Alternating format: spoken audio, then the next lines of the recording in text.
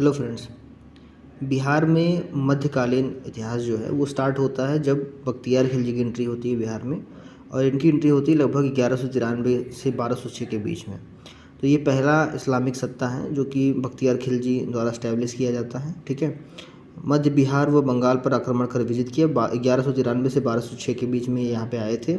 वह कुतुबुद्दीन ऐबक का सैन्य कमांडर था। ये कुतुबुद्दीन ऐबक एक सैन्य कमांडर थे। 1206 में इनकी मृत्यु हो गई थी। ठीक है, ये बहुत ज़्यादा समय के लिए नहीं थे वहाँ पे।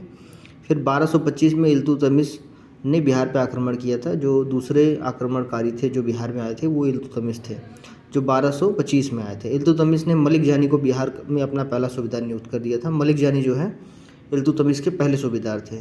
फिर बिहार में एंट्री होती है तुर्क की। ठीक है, तुर्क आप समझते हैं ना, गयासुद्दीन तुगलक वगैरह जो थे, जो तुर्किश थे। ये 1324 के आसपास बिहार में इनकी एंट्री हुई थी और इन्होंने आक्रमण करके यहाँ पे अपनी सत्ता इस्टेब्लिश की थी। बिहार के तिरहुत क्षेत्र का विलय मोहम्मद बिन तुगलक के काल में किया गया था। इसका नाम तुगलकपुर रख दिया गया था। ये पूछा जा सकता है कि बिहार में जो तिरहुत क्षेत्र है इसका विलय कब हुआ था। तैमूर के आक्रमण के बाद दिल्ली सल्तनत को व्यापक क्षति पहुंची। इसके परिणाम स्वरूप बिहार के में वर्चस्व के लिए और जौनपुर और बंगाल में शासक की प्रतिस्पर्धा शुरू हो गई।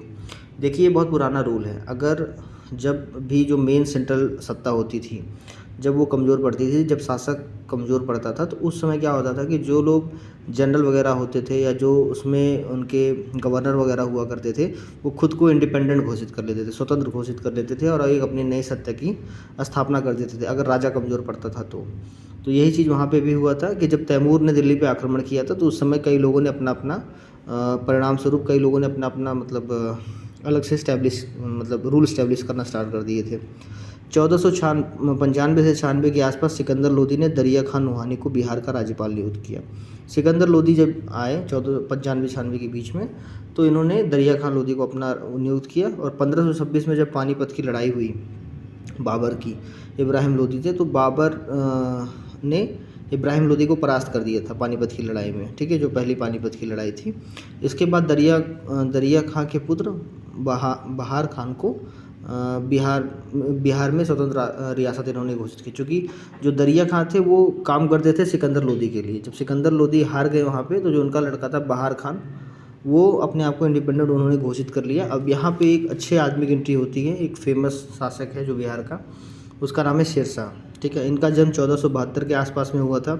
कुछ लोगों का मानना ये भी है कि ये 1486 के आसपास पैदा हुए थे। इनके बचपन का नाम फरीद था। हसन खां सासाराम के जागीरदार थे इनके पिता, और इनकी शिक्षा जौनपुर में हुई है। ठीक है, जौनपुर यूपी में है। बहार खान लोहानी ने फरीद को शेर खान की उपाधि दी थी। तो जो बहार खान लोहानी थे, इन्होंने इसको शेर खान की उपाधि दी। बाद में जब इनकी डेथ हो जाती है, ठीक है, बहार खान लोहानी को ही मोहम्मद शाह के आ गया था। जब इनकी डेथ हो जाती है तो इनकी विधवा पत्नी रहती दूदू बेगम, तो शेर खान उनसे शादी करता है। ठीक है, शेर खान यही जो बाद में आगे चल के शेरशाह सूरी बनेंगे। अब इसके बाद कुछ महत्वपूर्ण लड़ाइयाँ इन्होंने अपने जीवन में लड़ी हैं। अब उनमें से एक ये है कि 1529 में महमूद लोदी को महमूद लोदी की तरफ से घाघरा के युद्ध में इन्होंने भाग लिया था। इसके बाद बंगाल के नुसरत शाह को पराजित कर हजरत आला का टाइटल इनको मिला था। ये भी 29 में ही हुआ था और ये भी 29 में ही हुआ था। 1530 में लॉर्ड मलिका चुनार के फौजदार ताज खान की विधवा से विवाह किया। ये दूसरी विधवा पत्नी थी इनकी, किसी की विधवा थी, इन्होंने शादी की थी। 1534 में सूरजगढ़ के युद्ध में बंगाल के महमूद शाह को पराजित कर दिया था। और इसके बाद फिर ये 1539 में चौसा के युद्ध में हुमायूं को पराजित किए थे और यहाँ से इन्हें शेरशाह की उपाधि मिली। ठीक है, इनको शेरशाह की उपाधि कहाँ से मिली? चौसा के युद्ध में जब इन्होंने हुमायूं को पराजित किया। 1540 में कन्नौज के बेलग्राम के युद्ध में हुमायूं को पराजित कर द्वितीय अफगान साम्राज्य और सूर्यवंश की स्थापना की। सूर्यवंश की स्थापना 1540 के आसपास इन्होंने कर दी थी। 1543 में रायसेना विजय कर वहाँ के शासक पूरणमल को विश्वासघात से मार डाला। और ये बहुत ही उस समय का बहुत क्रूर इंसिडेंट था कि किसी शासक को मार दिया गया हो और उनके कत्लेआम मचाए गए हों उनके एरिया में। ठीक है, 1544 में मारवाड़ पे इन्होंने विजय प्राप्त की थी। 1545 में कलिंजर अभियान के दौरान ये घायल हो गए थे और इनकी मृत्यु हो गई थी। अब शेरशाह सूरी जो है ये अपने जो शासन काल की व्यवस्था थी इसको ये कुल मिला जुला कर सरकारों में विभाजित करके चलवाते थे। तो सबसे पहले इनके पास कितनी थे, 47 सरकारें थी। फिर जब इन्होंने बंगाल पे जीत हासिल की तो उसके बाद इन्होंने 16 सरकारें और बढ़वा ली। ठीक है, आप देख सकते हैं यहाँ पे 16 सरकारें इनकी और बढ़ गई और टोटल इनके पास सरकार की संख्या 63 थी। अब दो इम्पॉर्टेंट क्वेश्चन ये है कि जो शेर शाह सूरी थे इनके समय में जो सरकारें चलती थीं उनको किस नाम से बुलाया जाता था। तो पहला बुलाया जाता सिकदर ए सिकदारन के नाम से, और दूसरा जो इम्पोर्टेंट उसमें पोस्ट थी वो थी मुंसिफ ए मुसिफान के नाम से। ये दो लोग ऐसे, दो पोस्ट ऐसी थी जहाँ पे जो लोग रहते थे इनकी सरकारों को चलाते थे। और इन्होंने रैयतवाड़ी व्यवस्था की स्थापना, मतलब रैयतवाड़ी व्यवस्था को अपनाया था अपने यहाँ चलवाने के लिए, और चांदी का रुपया ये चलवाते थे। ये भी पूछा जाएगा कि चांदी का रुपया कौन चलवाता था, तो ऑप्शन में अगर शेर शाह है तो आप निश्चित मार सकते हैं, ये चलवाते थे। अब्बास खान सरवानी उसकी जीवनी लिखी है। ठीक है, अब इतनी कहानी हम लोगों को पता है तो लिखी किसने, इन्होंने ही लिखी थी, अब्बास खान सरवानी ने। शेर शाह ने सासाराम बिहार में अपना मकबरा बनवाया था, इन्होंने अपना मकबरा बनवाया था। यह मकबरा एक कृत्रिम झील में मध्य अष्टकोणीय आकार में बलुआ पत्थर से बना है। ठीक है, पूछा जा सकता है इनका मकबरा कहाँ पे है, तो इनका मकबरा सासाराम में है, पहली चीज़। सेकंड चीज़ ये है कि एक कृत्रिम झील है, मतलब आर्टिफिशियल लेक है, और वहाँ पे अष्टकोणीय आकार में बना है, बलुआ लाल पत्थर का इस्तेमाल किया गया है। इसके बाद उनका पुत्र जलाल खान इस्लाम शाह के नाम से जाना गया, शेर शाह का पुत्र है ये। और 1574 से 75 के बीच में ये मुग़ल साम्राज्य में चला जाता है, वापस इसका विलय हो जाता है। बीच में ये अलग अलग लोगों के पास था। फिर औरंगजेब ने अजीमो शान को बिहार का सूबेदार बनाया था। औरंगजेब को आप अच्छे से जानते हैं, और इन्हीं के नाम पे आगे चल के अजीमाबाद की स्थापना हुई। फारूक सियार का राज्याभिषेक पटना में हुआ था। फारूक सियार एक इम्पॉर्टेंट पर्सन है, अगर आपने आधुनिक भारत जब हम आपको पढ़ाएंगे तो उसमें दिखाया जाएगा कि फारूक सियार का क्या रोल है। औरंगजेब ने मुर्शिद कुली को बंगाल, बिहार और उड़ीसा का सूबेदार नियुक्त किया था। उसने 1704 में बंगाल की राजधानी ढाका से मुर्शिदाबाद स्थानांतरित कर दी थी।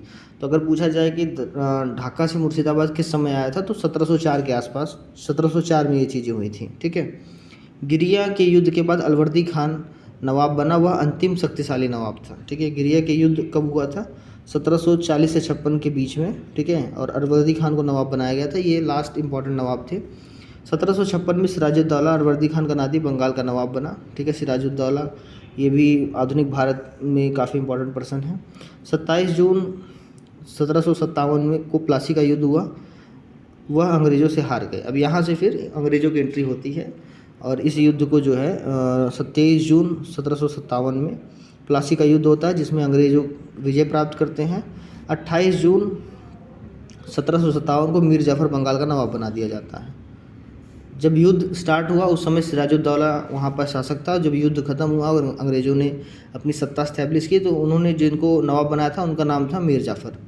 ठीक है, मीर जाफ़र वहाँ पे नवाब बने। अब इसके बाद नेक्स्ट आता है आधुनिक भारत। आधुनिक भारत हम आपको कल पढ़ाएंगे, और इसमें जो ये बुक है ये कम्प्लीटली जो है बिहार तथ्यसार जो घटना चक्र पब्लिकेशन की है, ये इस बुक को हम कम्प्लीटली कवर करवाएंगे, और काफ़ी अच्छी जानकारी हम आपको इस बुक के माध्यम से देंगे, और जो कि आने वाले 69 बीपीएससी में आपको काफ़ी हेल्पफुल रहेगी। और इसमें कई चीज़ें हैं, जैसे आधुनिक भारत है, फिर इसके बाद कितने विद्रोह हुए हैं, कौन कौन से विद्रोह हुए हैं, जैसे कोल विद्रोह क्या था, संथल विद्रोह क्या था, मुंडा विद्रोह क्या था, इस सारे विद्रोह के बारे में हम आपको अच्छे से पढ़ाएंगे, और इसके शॉर्ट नोट्स भी हम आपको प्रोवाइड करवाएंगे, जो कि आपको काफ़ी अच्छा रहेगा याद करने के लिए। जैसे ये सब कौन से कुंड कहाँ पे हैं, कौन से प्रपात कहाँ पे हैं, और इनसे डायरेक्ट क्वेश्चन आपके एग्ज़ाम में आने ही वाले हैं। ठीक है, तो इसको हम कम्प्लीटली अपने चैनल पे कवर करवाएंगे, और हमारे चैनल को ज़्यादा से ज़्यादा लाइक, शेयर और सब्सक्राइब करिए, ताकि हम और भी अच्छे कंटेंट ला सकें और हमें भी कुछ बेनिफिट हो सके, है ना। तो थैंक यू।